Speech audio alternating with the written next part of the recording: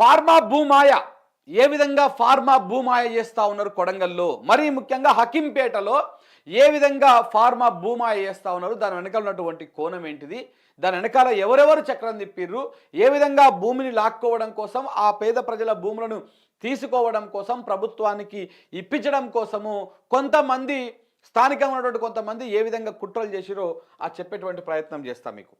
భూమాయ రేవంత్ అనుచరుల సరికొత్త ప్లాన్. హకీంపేటలో 100 ఎకరాల ప్రభుత్వ భూమికి ఎసరు. హకీంపేటలోని సర్వే నెంబర్ 252లో 355 ఎకరాల భూమి ఉన్నది. ఎంత? సర్వే నెంబర్ 252లో 355 ఎకరాల భూమి ఉన్నది. కానీ 519 ఎకరాలకు పట్టా పాస్ పుస్తకాలు ఇచ్చిరు. ఎంత ఇచ్చిరు? 519 ఎకరాలకు పట్టా పాస్ పుస్తకాలు ఇచ్చిరు. సెలెక్టెడ్ పర్సన్స్కి ఈ అదనంగా ఉన్నటువంటి 162 ఎకరాల భూములకు పట్టాలు ఇచ్చి వాళ్ళకు అది చేసిరు. ఎవరైతే కొంతమంది సెలెక్ట్ చేసుకొని ఆ సెలెక్టెడ్ పర్సన్స్కే ఈ ఎక్కువ ఉన్నటువంటి భూమిని పట్టాలు చేసి వాళ్ళకి పాస్ పుస్తకాలు ఇచ్చారు. ఫార్మాకు 210 ఎకరాల భూమి ఇచ్చేందుకు మేము సిద్ధమంటూ వాళ్ళతో ప్రకటనలు ఇప్పించి పేపర్లలో వార్తలు వచ్చేలా ప్లాను. అసలు ఫార్మా భూసేకరణ నోటిఫికేషన్లో లేని సర్వే నెంబరు 252. తెర వెనుక చక్రం తిప్పిన ఓ రెడ్డి జర్నలిస్టు, విఆర్ఓగా పనిచేసిన ఆయన సోదరులు. పోలపల్లి గ్రామంలో కూడా ఇదే తరహా వ్యవహారం. పేదల బలహీనతను క్యాష్ చేసుకుంటున్న రేవంత్ వీరాభిమాని, ఆ ఊరి మొత్తానికే ఆయనే తీర్మానం చేసిన వైనం. స్వచ్ఛందంగా భూములు ఇస్తున్నారంటూ ప్రచారం చేసినటువంటి పరిస్థితి. ఒకసారి ఫార్మా ప్రతిపాదిత గ్రామాలు ఏమేమి ఉన్నాయంటే పోలపల్లి, హకీంపేట, లగచర్ల, పులిచెర్ల కుంటతండ, రోటిబండ తండ, ఈ 5 గ్రామాలలో ఈ ఫార్మాకు సంబంధించినటువంటి కంపెనీలు వస్తాయని చెప్పేసి ఇక్కడ నడుస్తుంది. అయితే ఈ 5 గ్రామాలకు వెళ్ళి 1375 ఎకరాల భూమిని ప్రభుత్వం తీసుకోవడానికి ఇప్పటికే గెజెట్ ఇచ్చినటువంటి పరిస్థితి మనకు కనపడతా ఉంది. ఇది ఈ 5 గ్రామాల పరిధి లోపల.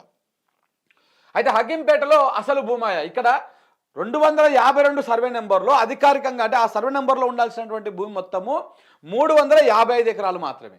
ఏది? 252 అనేటువంటి సర్వే నెంబర్లో 355 ఎకరాలు మాత్రమే ఉండాలి. కానీ వీళ్ళు ఇదే సర్వే నెంబర్లో 519 ఎకరాలకు ఈ డాక్యుమెంట్లను రెడీ చేసి పాస్ పుస్తకాలు పంపిణీ చేసిరు. అది కూడా ఎవరికి చేసిర్రు? సెలెక్టెడ్గా. ఈ అదనంగా వచ్చినటువంటి ల్యాండ్ అంతా కూడా కొంతమందిని ఎవరైతే మనకు దగ్గరగా ఉండి మన మాట వింటారో వాళ్ళని సెలెక్టెడ్ పర్సన్స్ని తీసుకున్నారు.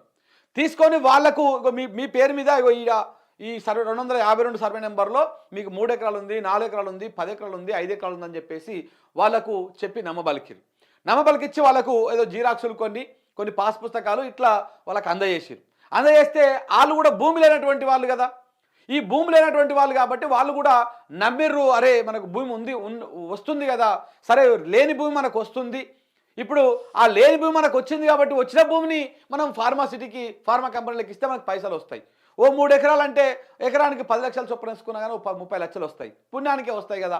ఇట్లా కొంతమంది పేద ప్రజలను మభ్యపెట్టారు అనమాట. ఇదే కొడంగల్లో, ఇదే హకీంపేట అన్నటువంటి ఊరిలో. అసలు వాస్తవం ఏంటంటే ఈ 252 అనేటువంటి సర్వే నెంబరు ఫార్మా కంపెనీల కోసం ఏదైతే గెజెట్ విడుదల చేస్తారో, నోటిఫికేషన్ విడుదల చేస్తారో, ఆ నోటిఫికేషన్లో ఈ 252 అనేటువంటి సర్వే నెంబరే లేదు. కానీ సర్వే నెంబర్ లేకపోయినా ఇగో ఇక్కడ సర్వే నెంబర్ ఆ సర్వే నెంబర్లో ఉన్నటువంటి ప్రజలు భూములు ఇస్తున్నట్టు ఇక ఇక్కడ చూడండి. ఎన్నడిది? 10వ తారీఖు 10వ నెల 9వ తారీఖు నాడు వచ్చింది. 10వ నెల 9వ తారీఖు నాడు అంటే పోయిన నెల 9వ తారీఖు నాడు ఈ వచ్చినటువంటి వార్త. ఇది సాక్షిలో వచ్చినటువంటి వార్త. ఫార్మాకు స్వచ్ఛందంగా భూములు. హకీంపేటకు చెందిన 100 మంది రైతులు సిద్ధం. 210 ఎకరాల భూమి ఇచ్చేందుకు అంగీకారం అని చెప్పేసి సాక్షిలో ఒక కథనం ఇచ్చారు. అసలు దీని వెనకాల ఉన్నది ఏంది? ఈ 252 సర్వే నెంబర్ అసలు ఫార్మా కంపెనీలకు ఏదైతే ఏర్పాటు చేసేందుకు ప్రభుత్వం నోటిఫికేషన్ ఇస్తుందో ఆ నోటిఫికేషన్లో ఈ సర్వే నెంబరే లేదు. మరి లేకుండా ఎట్లా 210 ఎకరాలు ఇస్తారు? ఏ విధంగా ఇస్తారు? దీని వెనకాలన్నటువంటి కథ ఏంది, కుట్ర కోణం ఏందనేది మొత్తం మీకు వివరిస్తా. ఈ పేపర్లో వచ్చేటువంటి వార్తని ఇదంతా కూడా ఒక ఆర్గనైజ్, ఎందుకంటే చెప్పినా కదా, ఒక రెడ్డి జర్నలిస్టు, అదే హకీంపేట గ్రామము, పోలేపల్లి గ్రామాలకు సంబంధించినటువంటి ఒక రెడ్డి జర్నలిస్టు, వాళ్ళ అన్న గతంలో పట్వారిగానో విఆర్ఓగానో పనిచేసేటువంటి అనుభవం ఉందంట.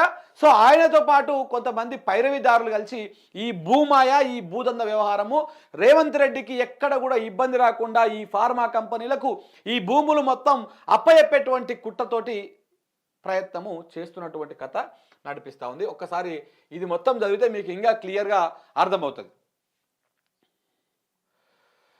పేదల భూములపై కొన్ని గద్దెల కన్నుపడ్డది, కానీ పేదలు ఆ భూమిపై మమకారాన్ని చంపుకోవడం లేదు, దాన్ని వదిలి బయటకు వెళ్లేందుకు ఇష్టపడడం లేదు. అయితే ఆ గద్దెలు అంతకుముందు నుంచే భారీ ప్రణాళికతో ముందుకు పోతున్నాయి. పేదల భూములను లాక్కునేందుకు మరికొందరు పేదలను వాడుకున్నాయి. క్రమంలో ఏకంగా సర్కారు భూమికే సూటి పెట్టాయి. వందల ఎకరాల ప్రభుత్వ భూమికి దొంగ కాగితాలు సృష్టించి ఒక కొత్త దందాకు తెరలేపాయి.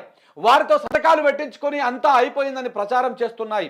ఆ భూములతో కోట్లాది రూపాయలు జేబులో వేసుకునే ప్రయత్నం చేస్తున్నాయి. ఈ మొత్తం వ్యవహారంలో ముఖ్యమంత్రి రేవంత్ రెడ్డికి ఆయన సోదరుడు తిరుపతి రెడ్డికి అత్యంత సన్నిహితంగా ఉండే ఓ రెడ్డి జర్నలిస్టు, రెవెన్యూ శాఖలో పనిచేసిన ఆయన సోదరులే చక్రం తిప్పినట్టు తెలుస్తా ఉంది.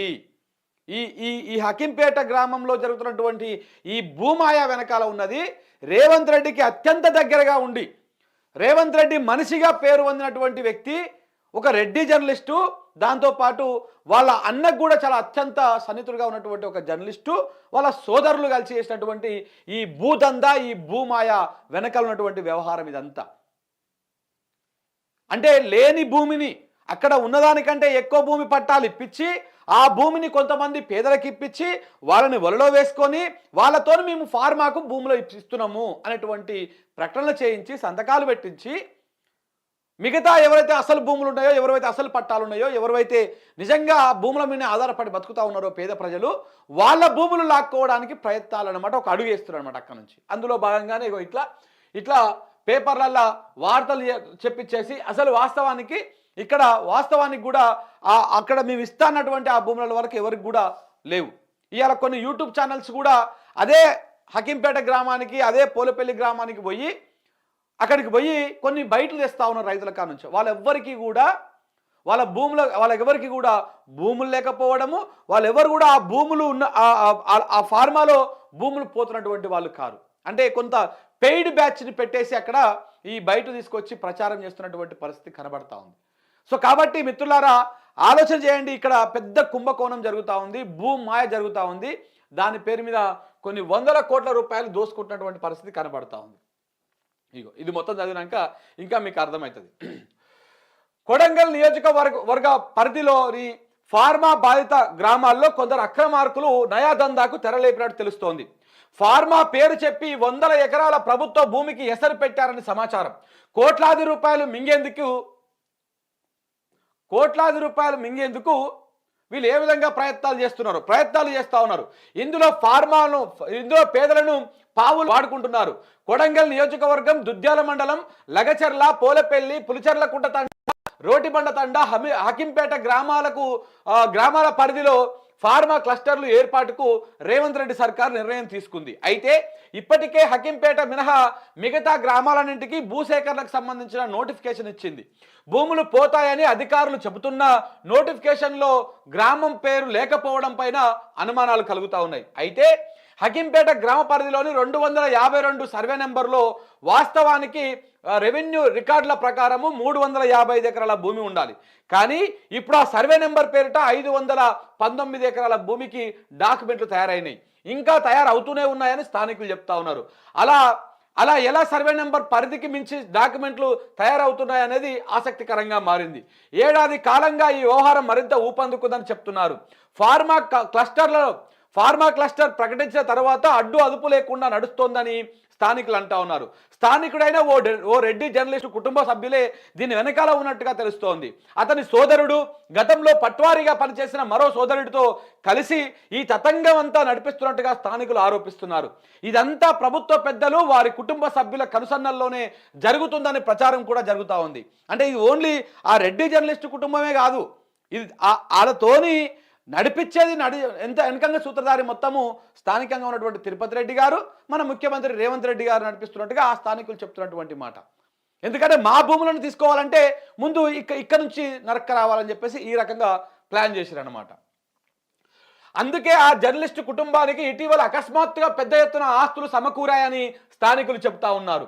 ఫార్మా వ్యవహారం మొదలైన తర్వాతనే హైదరాబాద్లోనూ పెద్ద పెద్ద ఆస్తులు కొనుగోలు చేశారని అంటున్నారు. అతని ఇంట్లో ఏ శుభకారమైనా కూడా సీఎం రేవంత్ రెడ్డి సోదరుడు తిరుపతి రెడ్డి కూడా వచ్చి వెళ్తూ ఉంటారు. దాంతోపాటు అప్పాజీ అనేటువంటి ఒక స్వామీజీ కూడా వారి ఇంటికి వచ్చిపోవడం కూడా బాగా అదైతా ఉందని చెప్పేసి అక్కడ ఉన్నటువంటి స్థానికులు చెప్తున్నటువంటి మాట. అంటే ఆ జర్నలిస్టు, ఆ కుటుంబము, ఈ రెవెన్యూ వ్యవహారంలో ఉన్నటువంటి వాళ్ళు మొత్తం కూడా ఈ ఫేక్ డాక్యుమెంట్లు తయారు చేసి పేద ప్రజలకు ఆ భూములు ఇచ్చి ఆ భూములని ఇస్తున్నట్టు ప్రకటన చేపియడం అనమాట. సో ఈ రకంగా ప్రయత్నాలు చేస్తూ ఉన్నారు. ఆడ భూమి లేదు, ఏం లేదు. ఎందుకంటే లేని భూమికి మనకు పట్టా వస్తుంది, పైసలు వస్తున్నాయి అంటే ఎవరికైనా పేదోడికి ఆశ ఉంటుంది. సో వాళ్ళ ఆశను వీళ్ళు క్యాష్ చేసుకుంటా ఉన్నారన్నమాట. పరిధికి మించి డాక్యుమెంట్లు ఎందుకు వచ్చాయి? రాష్ట్ర ప్రభుత్వం దుద్యాల మండలంలో 1375 ఎకరాల్లో ఫార్మా క్లస్టర్ను ప్రకటించింది. ఇందులో 4 గ్రామాల్లో భూసేకరణ నోటిఫికేషన్ కూడా అయింది. కానీ హకీంపేటకు నోటిఫికేషన్ రాలేదు. అయినా ఆ గ్రామ ప్రజలు 210 ఎకరాల భూమి ఇచ్చేందుకు స్వచ్ఛందంగా ముందుకు వచ్చారని, అంగీకార పత్రాలపైన సంతకాలు పెడుతున్నారని ఓ దినపత్రికలో వార్త కూడా వచ్చింది. అయితే సంతకాలు పెడుతున్న వారిలో ఏ ఒక్కరికి కూడా భూములు లేవని అక్కడ ప్రజలు చెప్తున్నారు. కొందరు కాంగ్రెస్ నాయకులు హకీంపేటలోని పేదలు, దళితుల పేరిట డాక్యుమెంట్లు సృష్టించినట్టుగా తెలుస్తోంది. మీకు భూమి లేకున్నా ఉన్నట్టుగా డాక్యుమెంట్లు తయారు చేశాం, మీరు వచ్చి ఫార్మాకు భూమి ఇచ్చేందుకు అంగీకరిస్తున్నట్లు సంతకం పెట్టాలి, అప్పుడు ప్రభుత్వం నుంచి వచ్చే పరిహారంలో కొంత మీకు ఇస్తాం, ఫార్మాలో పోగా మిగిలిన భూమికి కూడా పట్టాలు, పాస్ పుస్తకాలు కూడా మీకు ఇప్పిస్తామని ప్రలోభాలకు గురి చేస్తున్నారని సమాచారం.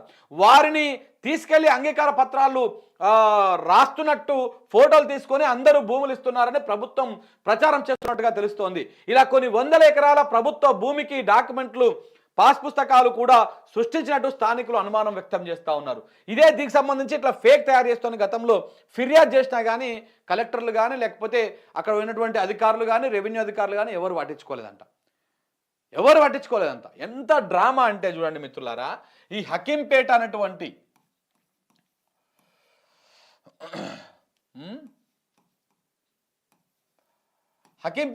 గ్రామంలో సర్వే నెంబరు 252. ఈ 252 సర్వే నెంబర్లో ఈ సర్వే నెంబర్లో 355 ఎకరాల భూమి మాత్రమే ఉండాలి. కానీ 519 ఎకరాల భూమికి పట్టా, పాస్ పుస్తకాలు ఇచ్చారు. అయితే ఈ ఎక్స్ట్రా ఉన్నటువంటి భూములు ఏవైతే ఉన్నాయో, ఎక్స్ట్రా ఎవరికైతే పాస్ పుస్తకాలు ఇచ్చిర్రో వాళ్ళందరూ ఎవరు? రేవంత్ రెడ్డి, మన తిరుపతి రెడ్డి.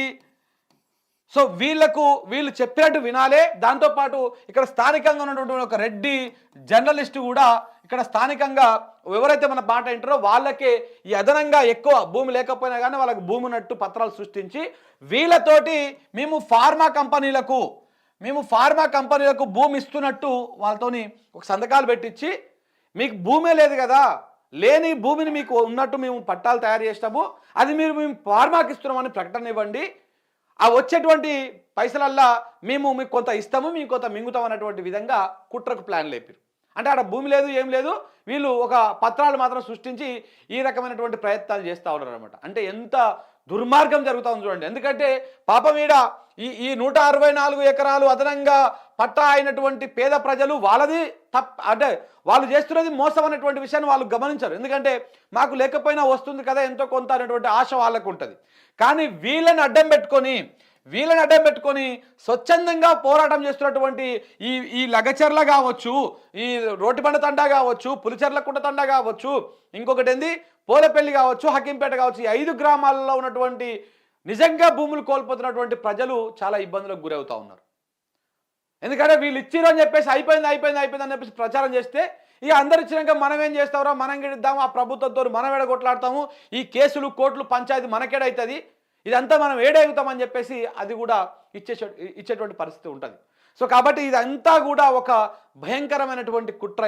ఈ కుట్ర వెనకాల ఉన్నది మొత్తము రేవంత్ రెడ్డి, తిరుపతి రెడ్డి, ఆయన అనుచరులు, అదే పోలేపల్లి గ్రామానికి సంబంధించినటువంటి ఆయన వీరాభిమానిగా ఉన్నటువంటి ఒక వ్యక్తి కూడా ఇందులో ఆయన హస్తం కూడా ఉంది. అదే పోలేపల్లి గ్రామంలో కొంతమందిని ఆయన బెదిరించో, నయాననో, భయాననో ఏదో రకంగా ఇబ్బందులకు గురి చేసి మీరు ఆ భూమి ఇవ్వాల్సిందే, ఇంకొక డౌటే, ఇంకొక ఆప్షన్ లేదన్నట్టుగా ఇలాంటి ప్రయత్నం చేసి అక్కడ కూడా కొంతమంది భూములను అప్పచెప్పేటువంటి ప్రయత్నం చేస్తూ ఉన్నారు. స్వచ్ఛందంగా ఎవరు కూడా, ఏ రైతు కూడా తన భూమిని వదులుకోవడానికి సిద్ధంగా ఉండడు. ఎంత తెలివి తక్కువ రైతు కూడా ఉండడు. అరే నేను నా బతికే భూమి మీద నా బతికే ఇది, మరి ఎందుకు నేను భూమి ఇస్తా అంటారు. కానీ మేము భూములు ఇచ్చేస్తాము, మేము మాకు మాకు పోయినా పర్వాలేదు ఇచ్చేస్తామని చెప్పేసి ఎవరు అన్నారు. పోనీ అది అక్కడ ఏమన్నా పెద్ద రిజర్వాయర్ వస్తూ ఉంది, 10 ఊర్లకి ఏదైనా మంచి జరుగుతుంది అంటే అట్లా కాదు. అది ఫార్మా. ఆడ ఫార్మా పెడితే మన ఊరే నాశనం కావేదే కాక చుట్టుపక్కల 10 ఊర్లు కూడా నాశనం చేస్తారన్నమాట. Pollution, air pollution, soil pollution, అన్ని రకాల నీళ్లు కూడా కలుషితమైనటువంటి అవకాశం కనపడతా ఉంటుంది. సో కాబట్టి ఈ రకంగా కుట్రకు తెరలేపి ఈ రకంగా ఫార్మా భూమాయ ఇట్లా చేస్తున్నటువంటి పరిస్థితి కనబడతా ఉంది. లేనటువంటి భూమిని ఉన్నట్టు సృష్టించి ఈ రకమైన చర్చ. దీన్ని నిజంగా కూడా చెప్తున్నా కదా, మొన్న జరిగిన దాడి అదొక కుట్రలో భాగం. 100% దాని వెనకాల ఒక కుట్ర ఉన్నది. ఆ కుట్ర చేసింది ప్రభుత్వ పెద్దలే అన్నదిగా క్లియర్గా అర్థమైంది. దానికి సంబంధించి కూడా నేను వార్త ఉంది, అది కూడా చదువుతా. దాంతోపాటు ఈ భూసేకరణ వ్యవహారంలో కూడా రేవంత్ రెడ్డి అనుచరులు ఎక్కడైతే హకింపేట, పోలేపల్లి ఈ ప్రాంతాల్లో ఉన్నటువంటి కొంతమంది అనుచరులు వాళ్ళ స్వార్థ ప్రయోజనాల కోసం, వాళ్ళ స్వార్థ ఆర్థిక లాభాల కోసం పేద ప్రజల పొట్టగొడుతున్నటువంటి విషయాన్ని మనం ఒకసారి అర్థం చేసుకోవాల్సినటువంటి అవసరం ఉన్నది. చాలా దుర్మార్గమైన రీతిలో పేద ప్రజలను మోసం చేసి, నిజంగా మేము వాళ్ళని కలిసినప్పుడు వాళ్ళ గోడు చెప్పుకుంటా వాళ్ళు ఏడుస్తూ ఉంటే బాధ అనిపిస్తూ ఉంది. అంటే బీఆర్ఎస్ పార్టీకి సంబంధించినటువంటి వాళ్ళే ఉన్నారని చెప్పేసి ప్రచారం చేస్తారు. నేను మాట్లాడిన చాలా మందితోటి బీజేపీకి సంబంధించినటువంటి వాళ్ళు కూడా ఉన్నారు. అక్కడ దాకెందుకు ఈ ఉద్యమాన్ని లీడ్ చేసిండ్రు. ఈ ఉద్యమాన్ని ఏదైతే ఈ పోరాట ఫార్మా బాధితుల పోరాటం ఏదైతే ఉందో ఆ పోరాటాన్ని లీడ్ చేసినటువంటి వ్యక్తి కూడా బీఆర్ఎస్ పార్టీకి సంబంధించిన ఆయన కాదు. ఆయన గతంలో ఇదే రేవంత్ రెడ్డికి అభిమానిగా ఉన్నాడంట.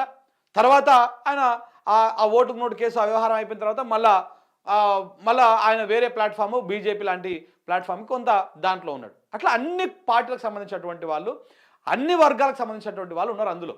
ఇది ఒక పార్టీకి అంటగట్టి ఒక పార్టీకి చేసి ఇలా పేద ప్రజలను పొట్టగొట్టి వాళ్ళ గిరిజనుల భూములను గుంజుకొని ఆగం చేస్తున్నటువంటి పరిస్థితి కనబడతా ఉంది.